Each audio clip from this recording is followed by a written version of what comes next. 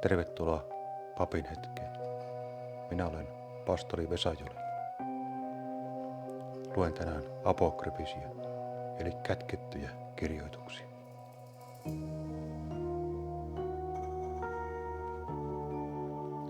No eihän niitä oikeasti ole kätketty. Tuo nimitys johtuu vain siitä, että niitä ei yleensä lueta Jumalan palveluksessa. Ne on kuitenkin ihan yleisesti saatavilla ja niistä on myös laadukkaita suomennoksia tehty. Apokryfiset kirjat tai apokryfikirjat tai apokryfit, ne on juutalaisia tai alkukristillisiä kirjoituksia, jotka on jätetty kaanonin eli ohjeellisen kirjakokoelman ulkopuolelle. Juutalaisilla ja kristityillä on kummallakin oma kaanoninsa. Juutalaisilla Tanak ja kristityillä Raamattu. Apokryfisia kirjoja on eri tekstikokoelmassa sitten vaihtelevasti eri aikoina ja eri kirkkokunnissa. Jos sinulla on kotonasi perheraamattu, niin siinä luultavasti on nämä apokryfit mukana.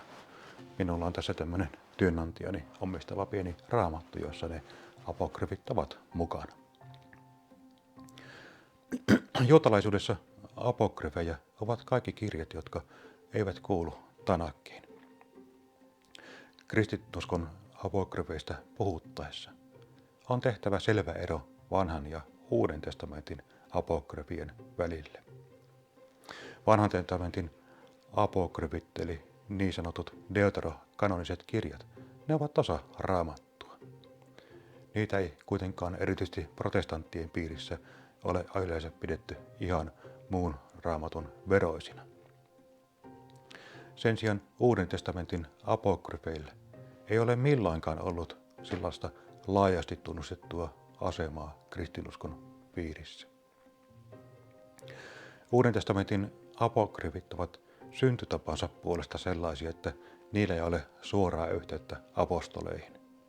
Ne ovat yleensä hieman myöhäisempiä kirjoituksia. Nyt täytyy muistaa, kirkko, siis mikään kirkko, ei ole mukana missään salaliitossa, jossa kirjoja olisi poistettu Raamatusta tai niitä olisi jotenkin piiloteltu. Ne eivät vaan ole koskaan olleet seurakunnalle apostolien kirjoitusten veroisia. Osa kirjoituksista taas on todettu harhaoppisiksi jo kirjoitushetkellä. Ensimmäisiltä vuosisadoilta on säilynyt paljon kirjoituksia, joista osa on ihan mielenkiintoista ja luettavia tekstejä. Osa taas on aivan täyttä potaskaa. Aivan erityisesti kannattaa tutustua kirkkoisien kirjoituksiin, jos haluaa saada selville, mitä apostolien opettama alkukirkko ajatteli eri asioista, muun muassa vaikkapa lasten kastamisesta. Apostoli Johanneksella oli oppilaana Polykarppos, jolla puolestaan oli oppilaana Irenaeus. Irenaeus kirjoittaa Matteuksen evankeliumin kastekäskyyn viitaten näin. Kristus tuli pelastamaan kaikkia itsensä kautta. Kaikkia, jotka hänen kauttansa uudesti syntyvät Jumalalle. Rintalapsia, pieniä lapsia, lapsia, nuorukaisia ja vanhempia. Näin siis Irenaeus Jeesuksen kastekäskyyn viitaten. Aina nyt omat lukusuositukseni apokryfikirjoista. Ensinnäkin Tobitin kirja löytyy vanhan testamentin apokryfeista. Se on huikea seikkailu, matkakertomus, jossa enkeli Rafael ryhtyy oppaaksi nuorukaiselle, joka lähtee toisesta maasta hakemaan isänsä tallettamia rahoja. Siinä seikkailun melskeissä hän jopa joutuu naimisiin. Siitä heti vierestä löytyy Juuditin kirja. Juudit on Juudassa asuva, varakas ja kaunis leskirouva, joka pelastaa oman kansansa ja tulee siinä prosessissa samalla surmanneeksi assyrialaisen sotapäällikön. Viisauskirjallisuutta löytyy Viisauden kirja ja Siirakin kirja. Viisauden kirjan luku 6, sen alku saa ainakin minut aina hieman hymyilemään. Siinä on kirjoitettu poliitikoille. Tietäkää tämä. Herralta te olette valtanne saaneet. Teidän mahtinne on peräisin korkeimmalta. Hän myös tutkii teidän tekonne ja punnitsee päätöksenne.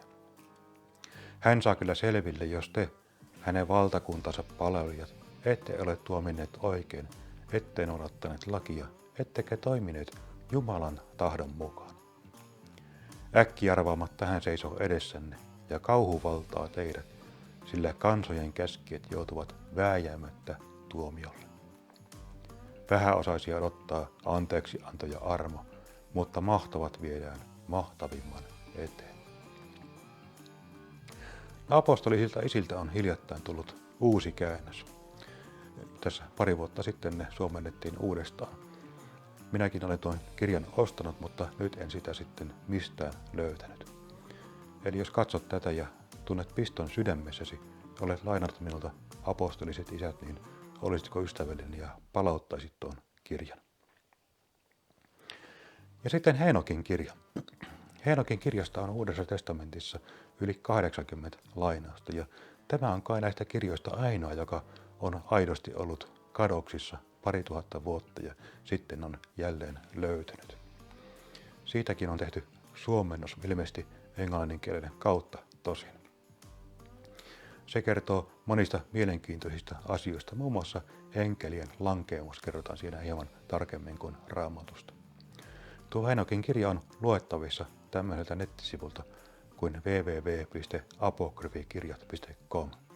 apokryfikirjat.com. Tuo sivusto on Israel Leväsen ylläpitämä sivusto, johon hän on kääntänyt erittäin paljon näitä apokryfisia tekstejä. Siellä kannattaa ehdottomasti käydä, ja kun käyt, niin muista siunata Israel Levästä, hänen työtään ja hänen perhettään. Oikein hyviä lukuhetkiä apokryfien parissa.